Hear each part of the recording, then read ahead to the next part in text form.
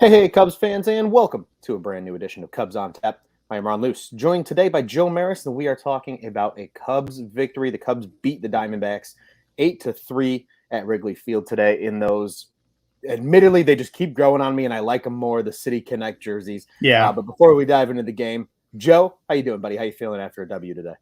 Feeling good. It's Friday. The Cubs won. There's really not much to not like today. So, and like the Wrigleyville Connect jerseys, I liked them from the jump, but with every single day, they grow on me even more. They're awesome.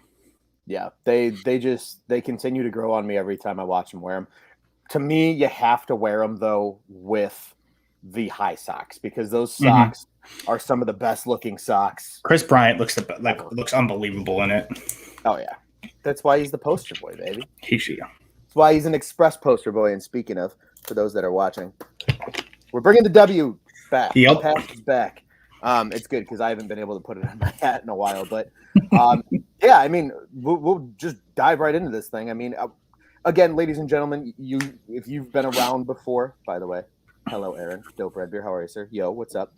He also agrees about the City Connect jerseys. But for those that have been around before, you know that if we tell you it's going to be a quote unquote boring show, it's not going to be boring. We're entertaining. We'll find ways to make you laugh and things like that. But usually when the Cubs win and by a large margin, there's not a lot to bitch about. So that's where we kind of just being like, hey, you know what? This was good and this was good. So we're probably going to go down some rabbit holes, if I had a guess. We'll keep it nice and concise today for sake of the show. But hey, 8-3 win. Really good performances today from quite a few players. For starters, Davies, I don't know why he went back out for the sixth. But other than that, looked really good. 5 1/3, 7 hits, 2 runs. Only 2 walks and 8 Ks for Davies. That's a huge K number. Morgan comes in, has that little putz inning and gets out of the sixth. And then Keegan Thompson, they didn't have to burn the bullpen today. 3 really strong innings from him. Only the 1 home run that he gave up. He did walk 1, but he also struck out 2, and he actually got his first save of the season because of it. So not too shabby all around. A good day for the Cubbies in terms of pitching, and then in hitting. I mean, it was the Javi Baez and Robinson Chirinos show today. Yeah. Both players going deep. Chirinos doing it twice. So Joe, I mean, we'll start there. Just quick takeaways and what you thought about today's game. I mean, what really stood out to you about this? I think well-needed 8-3 victory after the Cardinal series that just concluded yesterday. Yeah, you really didn't know how the offense was going to respond. Are they just going to come out flat? You got 7 days until the deadline. Are they just going to ride it out? Zach Gallen's a pretty good pitcher. So, and the answer very clearly was no. Javi put one deep in the seats right off the bat. Put us up 3-0. Davies pitched well. And Robinson Chirinos, not even like before today, he had already been the best Cubs backup catcher in 3-4 games, and then you add on today. Damn, we could have used that. We could have used that a long time ago, but that's besides the point. But yeah, I mean, Nico Horner with a big 2-out hit, 2 RBIs, trying to stretch a single into a double. Don't hate it. So there was a lot of good things. Keegan Thompson gets his first career save. A lot of good things. Yep, absolutely. Positive vibes, baby. Yeah, I mean, it was a nice game today. I think, just like you said, I think that was a really good way to put it about the bats rebounding. How are they going to rebound? The weather there, admittedly, I didn't realize that it was like kind of sort of raining on the north side earlier because unfortunately I live in the south suburbs. But I was like, oh, that's odd. So, battling through that because, I mean, any little rain to me is always just a pain in the ass. But you get, a really good performance out of Davies, which – not to be negative and start talking about the aforementioned deadline, but it could be a positive thing at this point. Yeah, I was going to say. I think it's time for that to be a positive now. Right. Well, and especially for a guy like Davies, and there's nothing against Zach Davies, but if teams look at him as like, hey, he would be a really nice 3 or 4 on a really good team. He's young. He's still very young. I think he's only 28 years old, I think. So he's a guy that a team could trade for at the deadline. Potentially, you keep him around. Then, if you give him another, contract, maybe you keep him around for 3 years. And 28. Yeah, there you go. So, I mean, you keep him around for 3 or 4 years. He provides value, I think, to a lot of teams if they see that and say, "Hey, that's a guy that we could realistically re-sign." He's not going to command a ton of money, but when you see him go out and do what he did today, sure, the pitch count got a little higher than you probably want. Right. I mean, he was. I feel like he finished at 107. Part of it may have been honestly just to show, hey, he can get up to 107, which is not like that common. I mean, we've seen it single digits times with the Cubs. Mhm. So it's not the crazy, it doesn't happen a ton, especially with the Cubs. So maybe the part of it, like you said, why did they go out there for the sixth inning? Maybe that was the reason. Get him over 100. Say, yeah, hey, he's over 100. Like, he can do it. That's a good point. That's a very good point. I actually didn't even think about it that way. That's a really good point because, and then on top of it too, right? You mentioned the hey, he can get up there again. But he also, I mean, like I said, only walked 2, which that's probably been the biggest knock on him this year is he's walked a lot of guys. Usually he's walking 3 and 4 guys in almost every outing. And then, but today he only walks 2 and he strikes out 8. And I mean, he had a really nice K. I think it was to end the 4th inning. He, gets the left-handed batter looking on a just perfect bottom corner, sinker for him and just rings him up like, oh, that's a damn good day for Zach Davies. And it's a good start. And then, like you said, too, with Keegan Thompson, I mean, seeing him go 3, I think is super encouraging because to me, he's a guy that the Cubs are going to at least give 1 or 2 spot starts to in the second half of this season. He should. And I think it's time. I don't know how they're going to do it. Like, we're all saying what's going on with Justin Steele. Right. So at what point he has to be in the plans to be a starting pitcher, and whether they try to do that now, he can't do it at the major league. Like, he can't do it at the major league level. Like, you can't stretch him out at the major league level. Sure. It would be kind of a pain. So do they send him down and let him do it, or do they just wait till the offseason? Yeah. I mean, he threw 3 innings today. I mean, that's what Steele is at right now. He's at 3 innings. Right. 3+. Yeah, I was going to say he threw. I mean, you wrote a great article about his first 2 starts down in AAA. He threw, I think, 3 2/3 in that second start. Yeah. So again, he's still low. I mean, you even mentioned it yourself, Joe, in your article about you want to at least see him go 5 and at least more than once. That way you feel comfortable about, hey, okay, he's stretched out. He can at least do it enough at the major league level. That way he's at least giving you 5 good innings, maybe 4 2/3. But maybe then they pair him with a guy like Keegan Thompson, and then you let Keegan do a couple innings. And like you said, then maybe stretch Keegan out in the offseason. So I think that's something to consider as well. And I was saying in that article that in my opinion, seeing the number of innings was more important than the pitch count. Well, obviously the pitch count is important. While he's working him stuff up, you cap him, but to see how many innings he can go at that pitch count, show his efficiency, his maturity, stuff like that. That's kind of my guess is what they're looking at. Yeah. And that makes sense. Well, especially too, because I think what the difference is maybe with Thompson in comparison to Steele, and at least this is just based on what we've seen this year. This doesn't include anything in prior years, but Steele was hurt for a little while, right? But B, Steele was also being used very much in a 1 inning role every single time he came out, where Thompson, almost every time that we've actually seen Thompson, he usually goes at least over an inning. Now, maybe it's only an inning and a third or an inning and 2/3, but he's at least he's at least getting 5, 6 outs usually versus, Steele, who was really just getting 3 outs. Sometimes he was even that like, hey, we're in a dirty situation. We need 2 quick outs. Can you come in and just get us out of this inning and then you're done? Right. So that could be something too that they consider. And again, maybe they do. I don't know if you maybe remember. I'm sure you will. But Alzolay's first start, where he didn't, first appearance, he didn't even technically start the game. Or no, I'm sorry, he did start the game, but he was. So when he left it he tipped his cap to everybody. Yeah. He either. Son of a bitch. Now I'm gonna have to look this up. It's either he started the game and only went 4, or he came in.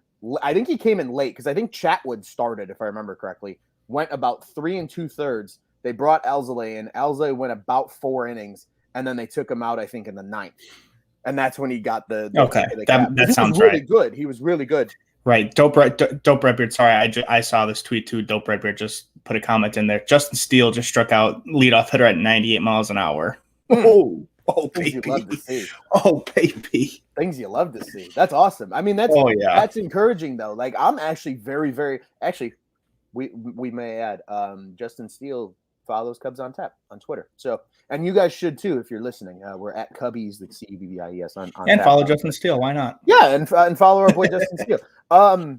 Things you love to see, man. I mean, if he's touching 98.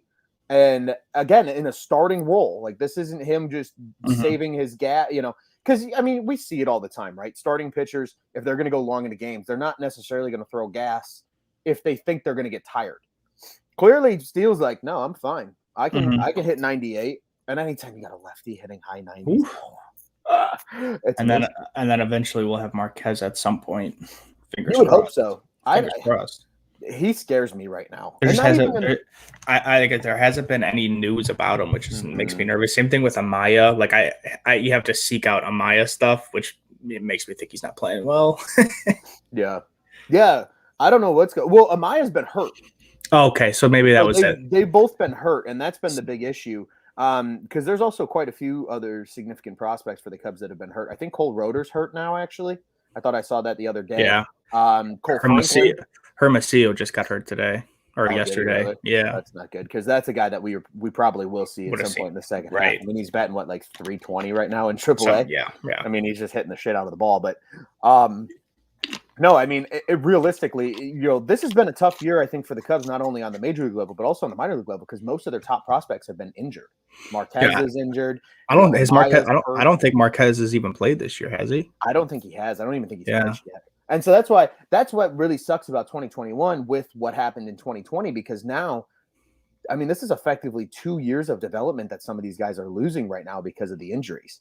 Mm-hmm. And, especially guys like Cole Franklin, who is a high upside, starting pitcher at probably some point in his career. And, Amaya, who's arguably the catching future of the Cubs, and even guys like Cole Roeder and Marquez. And like, to me, I think eventually Marquez becomes a bullpen arm. I don't know if he's ever going to truly be a starter. Unfortunately, they might do like I called the Chapman experiment with him, right? Where like, hey, we'll try him as a starter and see what happens. And then if he's better suited for that bullpen role, then we move him there. But it'll be interesting to see. And this is actually another really good comment too, because this is just a quick answer. Speaking of lefties, not to get off topic, but do we know what's up with Brad Wick? He had a second cardiovascular surgery. Yep. He's been having like a heart murmur, I believe is what it is. Something with his heart. It's like a irregular heartbeat or something. Yes, an irregular heartbeat. So I saw today he had a second procedure done. Yeah. He did like our tweet though when we said, "Hope you're doing well, big dog." So. Cool. He seems like he's okay. It doesn't sound like anything went wrong or anything like that. So we probably won't see him the rest of 2021. If we do, it might be late in September with like some call-ups. Maybe they just try to get him some work. But realistically, Brad Wick's a guy I see more as a bullpen piece in 2022 just because of his health. And I mean, let's be honest, his health is more important than baseball. So he did really well in 2021, man. He did. I mean, he's been super effective. Has he given up a run yet? I don't think so. Maybe I feel like he gave up a solo homer at some point. Who knows? I'll have to check that at some point. Regardless, very, very good. Yeah, absolutely. He's been awesome. Like, to me, my dad and I had this conversation the other day because obviously, speaking of trade deadline, we've kind of been on that talk right now. And this is my last thought about pitchers, and then we can talk some more about the hitting that happened today, and then just in general. But we were talking, and he's like, well, what happens if Tepera and Kimbrel are both traded? And because I believe fully that I call them the big three in the bullpen. If the two of the three that'll be traded are Tepera and Kimbrel. I think Chafin, because he's a lefty, is somebody that the Cubs might want to hang on to because it's really hard to find good lefty bullpen arms, especially that have been so efficient like Chafin has been this year. So I could realistically, unless they get like a really good package for him, I could see them hanging on to Chafin and maybe moving on from Tepera and Kimbrel. But if that's the case, like as early as next year, unless somebody comes out of the woodwork from the minor leagues, in camp next year or whatever, but there's a very good possibility that late in games, at least maybe early in the season next year, while there's still some guys kind of getting ready to pitch coming up from the minors, we realistically could see Brad Wick as the 7th inning guy, Chafin is the 8th inning guy, and then Rowan Wick is the 9th inning guy. I think that's something very realistic because Rowan Wick is pitching again. So, and I think he topped out at 99 in his one appearance so far, and he struck out the side. Yeah. So that makes me feel good. I'm a little curious why they started him at South Bend instead of in AAA because I think it seemed like they're going to call him straight up from South Bend. So, it might. I agree. I think it partially might be because South Bend's closer. That makes sense. And he might be a little closer. I don't know how much throwing he did before his rehab assignment, though. But you also got to remember, I mean, he hasn't pitched since like September of 2020. So Right. maybe their thought is, hey, we want to see what you look like against A-ball pitching or A-ball players first.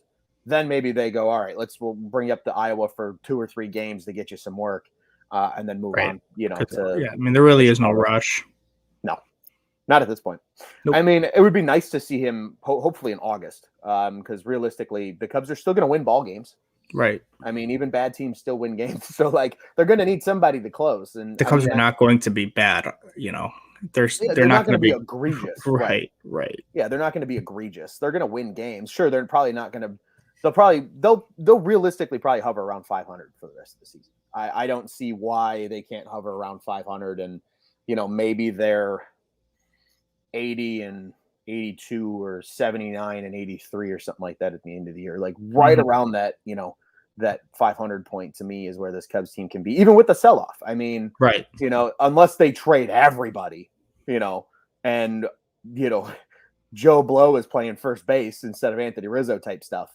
Realistically, if they keep guys like Baez and Rizzo and they only really move on from like Kimbrel and Bryant and like maybe Tepera, then yeah, this team's not that different. I mean, yeah, obviously losing Chris Bryant's a big deal, and so is Kerry Kimbrel, but ultimately, like, majority of the bones of the team are still there. So yeah, I agree with you. I don't think they're not going to like suck. No, but they're also not going to, unless they get hot, but they're probably not going to be in the wild card picture either, just because that NL West is just way too damn good. Unfortunately this season. But Joe, I mean, any other thoughts about the pitching today, or are we going to talk a little bit about some of the bats today? Because I got a couple thoughts on some people that were in the lineup, and let's talk about the bats. All right, let's talk about the bats. How about Rafael Ortega? I feel like he hasn't gotten a lot of love lately. No. He's been incredible. Like I'm so impressed, because even when he is getting out, like he's been putting together these good at bats. It feels like he's turned such a corner since he was originally called up. Because I remember when he first was called up, he was only batting like 1 something. He's raised his average all the way to like 275. I mean, like, I kind of forgot he was here for a while, to be honest. Like, it's not like he was like not playing, right? Like, and then all of a sudden, he's really put together a nice little stretch, and it's really nice to see. Yeah, it is. And honestly, we could argue that the Jock trade is what opened up the door for Ortega, because that now allows him to get more playing time regularly, because they're down an outfielder. And sure, obviously KB's still out there for the meantime, and you want to get Ian Happ work as well, but at least Ortega can play center. So if it's not Marisnik or it's not Happ, especially because it seems like they want to keep. I think Ian's eventually destined for left field if he stays with the Cubs. I don't think Ian Happ's a true center fielder, but Ortega's at least shown like that he's a competent center fielder and can play there. And why not? I mean, if he's giving you these good at bats, I really love him in the leadoff spot. I'm not even going to lie to you. Nice. I mean, everything he's done has been really nice. Yeah, it really has been. He's been a good player. Yeah, he has. I agree. I'm very excited to kind of see like the second half with him. But in addition, big news today was obviously for those that maybe didn't see the article at www.ontapsportsnet.com. We'll plug that in there. But Matt Duffy returned from the 60-day IL today. That was huge. Again, noticeably when he went on the IL, the Cubs offense kind of took a little bit of a nosedive. Yes. Just that contact first, good approach. I mean, he had a couple really nice at-bats today. And then in addition, hold your excitement, everybody. But Eric Sogard was DFA'd.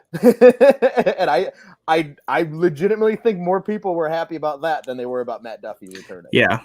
I would second that. Yeah, it's funny. It really is funny. But, nice to see him back. I think that was huge today. And then obviously great seeing, like you mentioned, with Chirinos. I mean, hell, imagine if they had Chirinos at the beginning of the season. We would have gone through the catching carousel that the Cubs have gone through this year. And you think, Will Contreras could have been better rested, feeling better going into each game, but yeah, what are you going to do? Yeah, I mean, I think Chirinos is certainly a dude that they could have had earlier if he wasn't just chilling with the Yankees, because he was finally released by the Yankees, and that's why the Cubs were able to sign him. So realistically, if he was more available, I think there's a chance that he would have been with the Cubs sooner. But unfortunately, and nobody could foresee what happened to Romine. I mean, hell, Romine has barely even played this year. He only played 3 or 4 games. Yeah, and then he played well in those 3 or 4 games. Oh yeah. No, absolutely. And like he looked pretty good in spring training too before he got hurt. But you throw in then like Lobatone's injury, you throw in Higgins's injury. It's just like the catching position has not been healthy by any means for the Cubs this year. So it's a breath of fresh air to see Chirinos. I think a lot of people actually forget Chirinos was already a Cubs legend before he's returned to become a Cubs legend. And that's because he actually was a part of the Matt Garza trade that sent Chris Archer to Tampa as well, way back in the day. Fun fact of the day for those that didn't know. But no, man, I mean, that's just kind of like I said, some of the takeaways. I mean, and my last thought before I want to turn it over to you because I want to hear your voice and I'm tired of hearing my own, is that picture after Javi hits the homer of him, Rizzo, and Bryant. I tweeted it from the Cubs on Tap account during the game today. I said, hang it in the Louvre. Just do it. It looks beautiful. The Louvre. And it might, in the Louvre. And it might be it. That might be the last one we ever see. We never know. So I think every Cubs fan really appreciated that picture. Oh. I know it's saved on my phone. And I wouldn't be surprised if others did that too. Mm-hmm. But Joe, I mean, again, a lot to take in with today with the bats. Again, new faces coming into the lineup. Obviously big days from guys like Chirinos and Javi. So, I guess what were your takes? Maybe what was your favorite part in terms of the bats today? Something maybe we haven't given a lot of spotlight to, things like that. Well, I just overall want to talk a little bit about Javi. Over the last month, from June 22nd to today, not including today's number, 2 hits, he's hitting .301 with a .542 slugging. Like, that's a month sample. That's 93 plate appearances before today. And he is hitting over 300, getting on base at 366, which, think about that, 65 points difference between his average and his on base. He's thrown in some walks every once in a while too. Like it's not what it was before. It's not like the full moon once every 3 months or whatever that cycle is. Yeah. Like the drinking game. Right. He's putting it together. I mean, he's got his OPS is over 900 over that stretch. I mean, and it's not that small of a sample, almost 100 plate appearances. Add another homer today to that. That's 6 homers in a month. And then another hit. I mean, he still gets every time he strikes out, even during I don't think people realize what kind of stretch he's had here. And every time he strikes out once, and it's like, get rid of this guy. He's the only Cub that you can look at and be like, he's producing right now. Yeah, he really is. I mean, even like before. So let's see, he had that nice little hitting streak going. It was like a 7-gamer, and I'm looking at this right now. Besides game 1 in St. Louis, he's had a hit in every game since July 4th, and 1, 2, 3, 4, 5, 6, 7. And then including today, 8 are multiple hit games. Like it's not just, we get one Javi swing, puts one in a gap or puts one up the middle. I mean, we're getting multi-hit games. And I mean, he's really, really, really been putting it together, which is great to see. I mean, all you ever see right now is negative on Javi. Oh, he wants 200 mil. He wants everything that the Cubs don't, or nobody should pay him. He's putting it together right now. So give Javi a lot of credit. He is putting it together. And ironically, he's putting it together in a time where, like, do the Cubs legitimately keep him? Or do the Cubs say, hey, we really didn't plan on bringing this guy back anyway? He got hot at the right time, and maybe we can drive his price up on him. It's really could be either way with him right now. And I moan and groan every time someone says get rid of him. I don't understand. Like, it's a little bit of being spoiled, if we're being honest. You don't get guys like Javi. Look, I'll put Nico Horner over there. Okay, but then you have a glaring gap at second base. Like that. You can't just. He's had a bad year. Add on 2020. Like, you don't get Javi Baez every 2 years. Right. Like, we're not going to find another Javi Baez, and then you're gonna have to live with that being you're the one that wanted to get rid of. Same thing with Chris Bryant. You don't get guys like these. Yeah, overall they haven't put everything together and it sucks. But you don't find guys like these just off the street. So that's my thing. I'm on the same page as everyone. It's been disappointing. But you can't just find guys like these. So getting rid of them, why? What's the point? Yeah. No, incredibly well said, and I absolutely agree with everything that you had to say there because, you know, let's say that this team is going to move on from Chris, and they really don't think he's going to resign and whatever. You know, it's going to suck. Like there will be a point where everybody's like, "Shit, could really use a Chris Bryant right now." You know what I mean? Like that was the Just big joke earlier in the season when they were winning ball games. You know what this team could use? A you Yu Darvish, Darvish, right? like you know. So like that's gonna happen at some point. I'm sure it will. But at least to me, the thing with Javi, if this team does see him long term, because everybody's like, oh, well, they have a ton of depth at shortstop in the system. That's a true statement. They do. They have Christian Hernandez. They have Ed Howard. They have numerous other names at shortstop throughout the system that could turn into be very good, you know, major league players someday. The big thing is, though, that like Javier Baez is enough of an athlete where if the day that Ed Howard's ready, you can bump Javi to third base because you're going to have a hole there if you move on from Chris Bryant. You know what I mean? So it's like. I understand what you're saying. I would disagree with you and go the opposite. You know what you get from Javi at shortstop. Obviously, we've seen him at third base and second base, and it's all incredible. Mm-hmm. But he is a gold glover. He won in 2020. Mm-hmm. We see it all the time, making plays that you just cannot believe he made. Oh, sure. I think you're better off moving the guy in the minor leagues. Give him time to, you know, adapt, because shortstops are a lot of the times the most athletic person on the field. I mean, they can play, they can learn to play center field, they can learn to play left, right, third, second. So, but at the same time, everything makes sense. So yeah, you could move Javi. I think I guess I don't want to say an argument. I guess my thought process behind my idea of him eventually potentially moving to third, I think that's more for when he ages. Is I think where my idea is because then as that mobility maybe does decline a little bit, I think we can all say, you know, we saw it with Alex Rodriguez. We saw it with Cal Ripken. Like a lot of shortstops do eventually move over to third because you lose that lack of that same range that you had, you know, during your prime. Like Javi's in his prime right now. If we're talking like true scientific age of a male human being, like 28 to 32 is like your prime technically in terms of physical ability.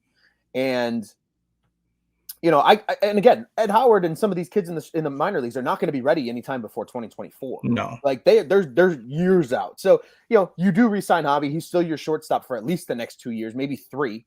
And then maybe at that point, if you do start to see a little bit of a decline in his mobility, you can say, "Hey, Javi, you're still going to be a damn good arm. You still could probably win a Gold Glove at third base, but we're just going to move you to third base, and then we're going to let, you know, an Ed Howard or a Hernandez or whoever's ready that they believe is the next guy play at shortstop then because." They're going to be younger. I mean, Ed Howard, by the time he comes up, is going to be 22 years old, maybe. You know what I mean?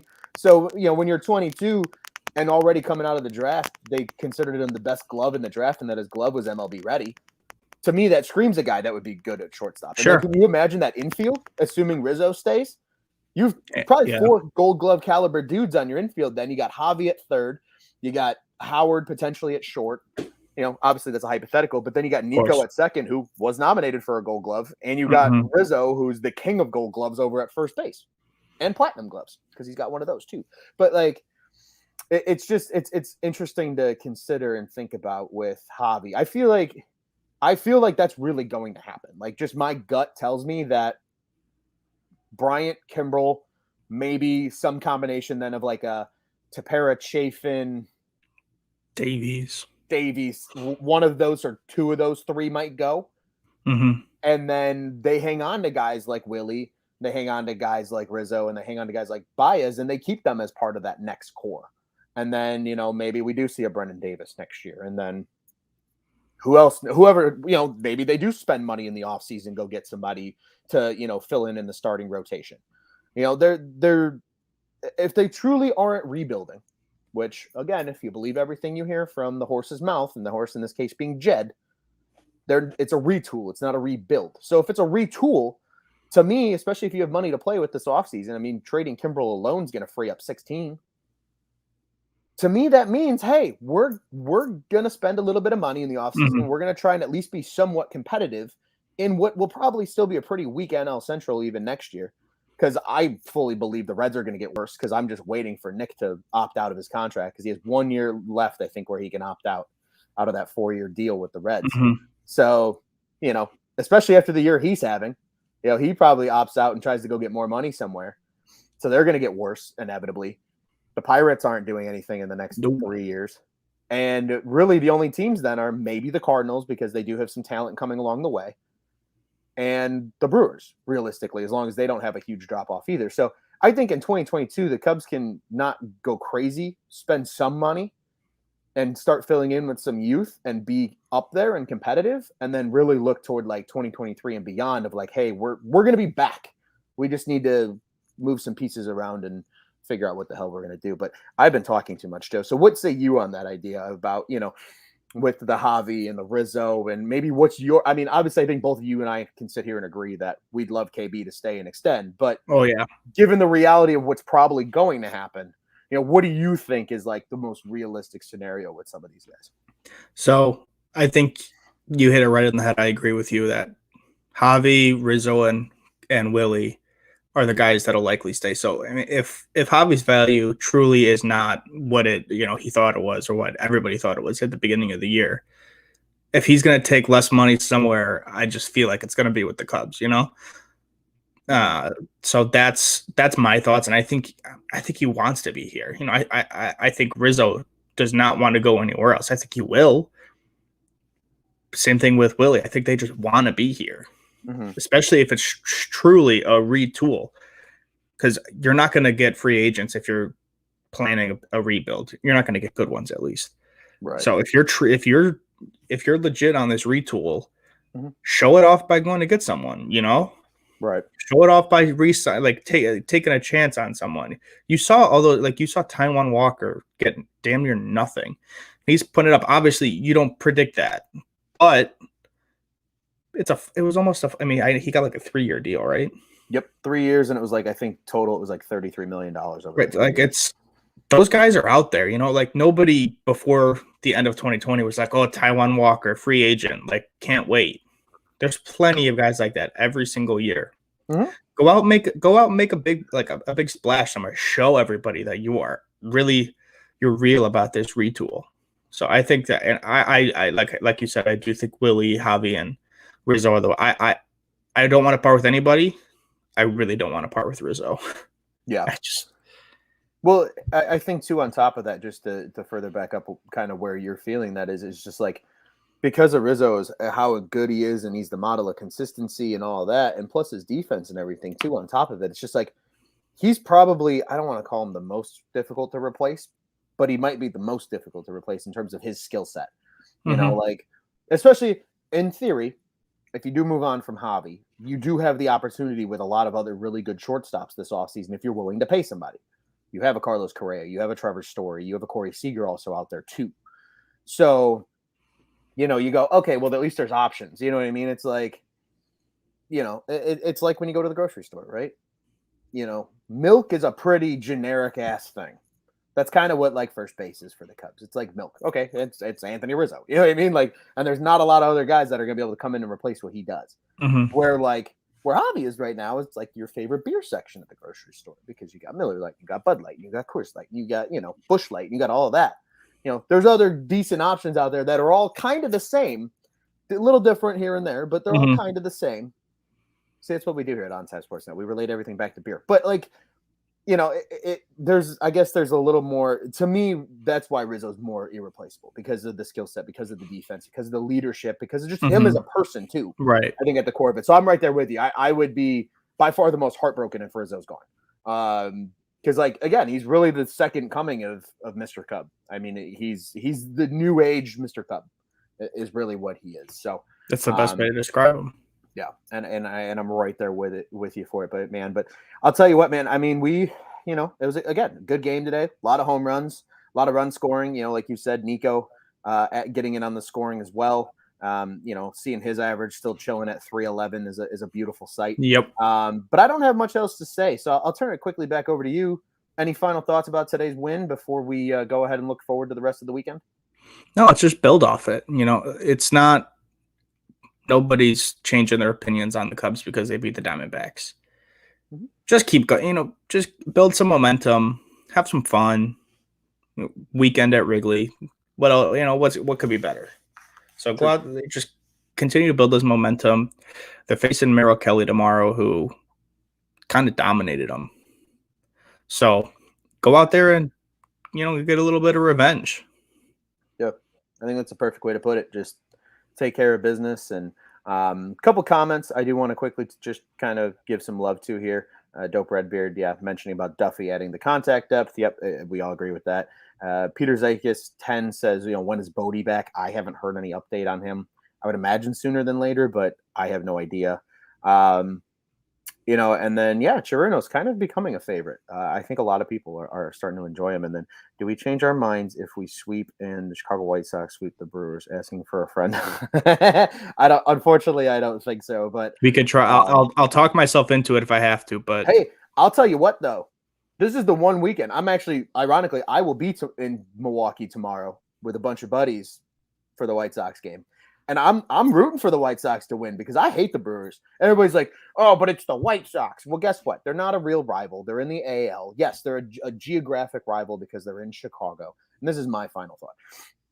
They're a geographic rival because they're in Chicago. Sure, that's all fine and dandy, but it's not a real rivalry. It's a fan rivalry more than it is a real rivalry. A real rivalry to me is St. Louis and Milwaukee. And guess what? As much as I maybe don't like the White Sox because I am a Cubs fan, I hate the Brewers more. My hate and disdain for the Milwaukee Brewers. Beautiful stadium. I think great looking jerseys, but the team in general is I don't like them. I don't like them. I really need to do this. We haven't dropped any yet, but sorry, it's going to be explicit. I fucking hate them. Like I hate the Brewers. So, I agree. I hate the Cardinals and I hate the Brewers. Like to the point where I would be willing to join this barrage of black and white that's going to be at that ballpark tomorrow. And I might fuck around and wear a White Sox t-shirt just because I want to piss off Brewers fans because I hate them. And I'm going to be sitting there heckling as many of them as I physically can. So that's my last piece that I have. And yes, Aaron, you're absolutely right. That is going to be an elite pitching matchup. And tomorrow's going to be an elite pitching matchup too, because as you mentioned, Merrill Kelly dominated the Cubs last time out. And he's going against Alec Mills. Kelly 6-7, 4.46 ERA, 99 Ks on the year. Mills, a very respectable 4-3 with a 4.64 ERA and 46 Ks. If you're listening to this game or watching in the Arizona market, 98.7 FM or 105.1. And then Bally Sports Arizona is your place to catch that. And then Usual Suspects in Chicago, 670 to score, WRTO 1200 and Marquee Sports Network. And then if you are out of market, this will be on MLB Network.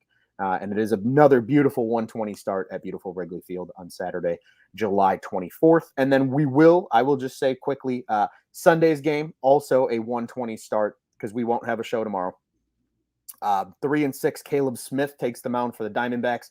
3-2, Trevor Williams takes the mound for the Cubs. But we will preview tomorrow's game. So, Joe, what say you? What are your thoughts about tomorrow's game? Like I said, Merrill Kelly dominated them. So get a little bit of revenge. There's really not much else to say besides that. Go out and win this game because you should. I've mentioned this last time I was on before an Alec Mills start. I always get excited to watch him. He plays an important role for the Cubs team, and he's going to be here. So anytime we can see what Mills has, I look forward to that. And he's a competitor. Mm-hmm. He cares about the Cubs. He cares about winning. So I'm always rooting for Alec Mills. Mm-hmm. So, yeah. And we got Dope Redbeard saying that Mills is his fly the W, going 6 innings, 2 earned runs, and gets the W. That'd be awesome. I like that. That'd be great. Yeah, I like that. What is your fly the W pick, sir? So I went with Rizzo going into today. He did have a single, but definitely not the fly. Definitely wouldn't have won that. So I think he's going to hit a home run tomorrow. I think tomorrow's the day. I like it. Anytime Anthony goes yard at Wrigley, it just hits differently. So I think that's a good one. But yeah, man, I mean, like you said earlier, just build on it. Like you got a W. Sure, nothing's going to change, but at least if you can win ball games, some of these young guys, when like Justin Steele starts pitching in the rotation, if they're winning games in the second half, that's good for their development, even if the Cubs are out of it. So, keep winning games, keeping that the confidence at least somewhat high. And everybody knows what's looming next weekend, and I'm sure we're going to talk egregiously about it until it comes and goes, but just get a W. I like the idea with the Mills fly the W pick. I would love to see Mills go 6 tomorrow. I think that would be huge. I'd love to see Anthony go deep. I think that would also be huge. I'm going to go ahead and actually roll with. I mean, he's probably going to be back in the lineup. I'm going to go with Wilson Contreras tomorrow. I'm feeling a Willie bomb. He got the day off today. He's going to be fresh. And just, again, that's another dude. When he goes deep at Wrigley, it's so fun. I hope it's like just a monster, too, where he bat flips the shit out of it. Like, that's what I want to happen tomorrow. So I'm going to go ahead and take Wilson Contreras as my fly the W pick. Well, Joe, this was a fun show. We talked about a lot of shit, but obviously the Cubs won today 8-3. We always love to see that. Before we get out of here, I do want to remind everybody Cubs on Tap is the official Cubs podcast of the On Tap Sports Network. You can go ahead and check out all of our great work, www.ontapsportsnet.com and at OnTapSportsNet on social media. We alluded to some of Joe's great work earlier in the show. We have tons of great work. If you want to follow us, I am at Loose on Tap on Twitter. Joe is at Joe Maris on Twitter. Also follow all our great other panelists at Cody on Tap, at Juice on Tap, at Marty Laval, at The Riot 326, and all the others that do great work for us here at Cubs on Tap. You can follow our pod-specific accounts at Cubbies, Cubbies on Tap. That's Twitter and Instagram. Aaron, we'll see y'all in the next one as well. And we don't only have great Cubs coverage. Bears, Bulls, Blackhawks. The NHL draft is tonight. So if you're listening to this and you need something to watch tonight, NHL draft's tonight. The Blackhawks just traded for Seth Jones. It's an absolute gong show right now because I too do Blackhawks coverage here at On Tap. So I'm trying to. That's why I've been on this thing during the episode. And I apologize, everybody, but there's a lot of shit going on. So make sure you tune in and find out what's going on over with us. And yes, Cubs fans, like I said, we got a lot of friends that are White Sox fans. We always do. You can bring them over to us as well because our Sox on Tap guys do an excellent job covering the Southsiders. So once again, www.ontapsportsnet.com, at OnTapSportsNet on social media, the OnTap Sports Network. Go ahead and check out what's on tap in Chicago sports. Joe, happy Friday, you, my friend. It's always better when the Cubs get a victory. And what do you say, man? We get out of here the only way we know how to? Do it. Let's go, Cubs. Let's go, Cubbies.